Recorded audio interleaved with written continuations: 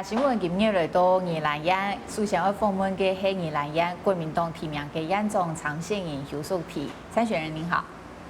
大家好，我是邱淑媞。宜兰这边哦，其实在客委会的调查，对，客家人口比例其实不算太高，大概6%-7%，对，其实也还是有不少7万多人，对，也还是不少的客家乡亲。尤其我们其实之前去采访，像罗东的北城啊、礁溪、林尾这些，其实都还看得到有那个石碑写客人城，这样就可以追溯得出客家的渊源。那以您在地啊的了解，您跟客家有没有什么连结，或者说您对在地客家的印象是什么？大致上来讲，就是大家会觉得宜兰县这边的我们的客家族群已经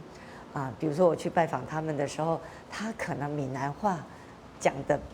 非常的标准，但是已经不太讲客家话了，会比较会担心说在这边的我们的客家族群，这个是不是叫做扶老化哈，比较已经比较多了哈。但是我会感觉说，其实它整个的族群的数量其实不算低啦哈。当然，你如果跟苗栗、桃园来比是不能比，但是跟其他台湾很多的县市来比，这个比率其实还是有相当的比重哈。而且我在基层拜访，我到处都有拜到三山国王庙，所以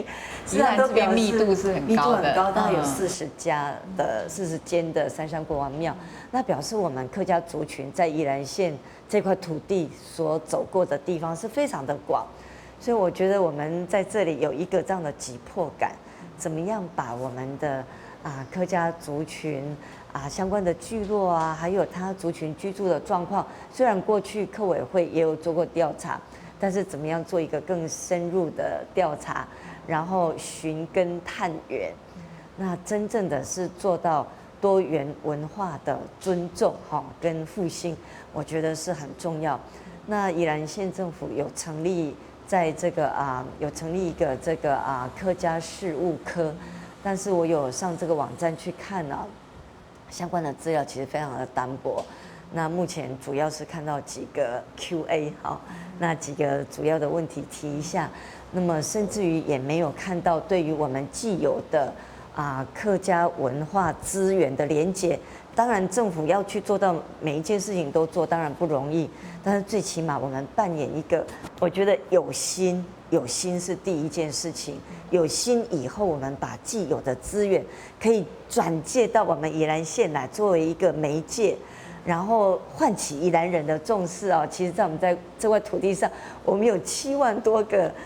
客家朋友是在这块土地上生活，然后把客语客家文化、客家文物能够介绍进来，然后也让我们在地的客家子弟，当我们想要去寻根探源的时候，我们有一个便捷的管道，我觉得这个非常的重要。我觉得政府要做的是这样的一个多元文化的尊重跟复兴的一个角色。其实宜兰我们都知道，其实它常常就是杂志的排名，其实它都还蛮前面。那大家也很喜欢来宜兰，觉得好山好水，然后是一个蛮绿的城市。不过也有另外一点，就是我们也发现越来越多农地上种农舍，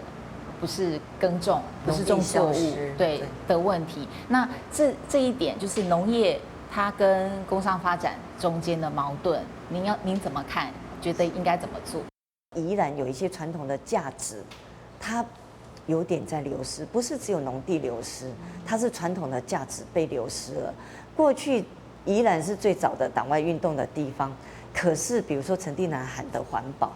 你去看到现在整个农地的消失，然后甚至到处的这个开发跟破坏，那这当中跟我们的土地的保留、农地的这个保留，因为事实上农业的保存是环保当中非常重要的一块。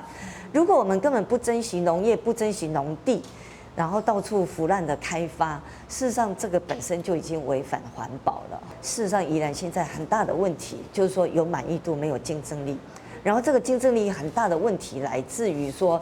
它的方法跟策略上面比如说当然农业的发展，我现在就讲要去做一个健康产业、加工加值的农业，你让农业有价值，农业才保存了下来。那还有就是什么？不能只有观光，观光还要持续发展，而且发展的是深度观光、国际观光。可是除了观光以外，我们还要有产业，有产业才有根，有产业它创造的是就业机会，创造这个就业机会，人才吸纳得住，人口可以保存，甚至于可以在人才的竞争现在进入一个非常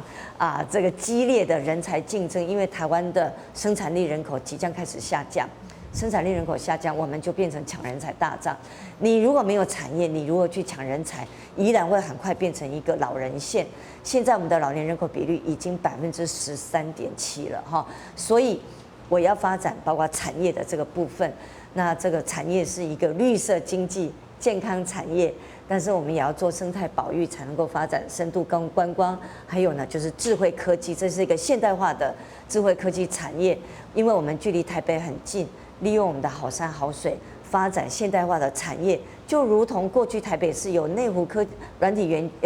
技园区跟南港的软体园区一样，我们宜兰县作为下一个智慧科技的重镇，这个是低污染、高科技、高附加价值的现代产业。那这个要有产业才有根，那是我帮宜兰的发展，就是我们要有竞争力、社福力、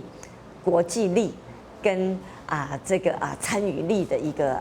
再现哈，那这4大面向是我的政见：经济力、社福力、国际力跟参与力。那么让宜兰人呢，我们不是只有喊环保，我们真正的去做环保。但是做环保不是饿肚子，不是抗拒产业，而是去发展的是绿色经济跟健康产业。那这样的时候呢，让宜兰人保有我们的我们过去一路以来一脉相承的健康永续的我们的核心价值，可是我们让环境健康，我们也让经济面也健康，人也健康，那这个也很重要。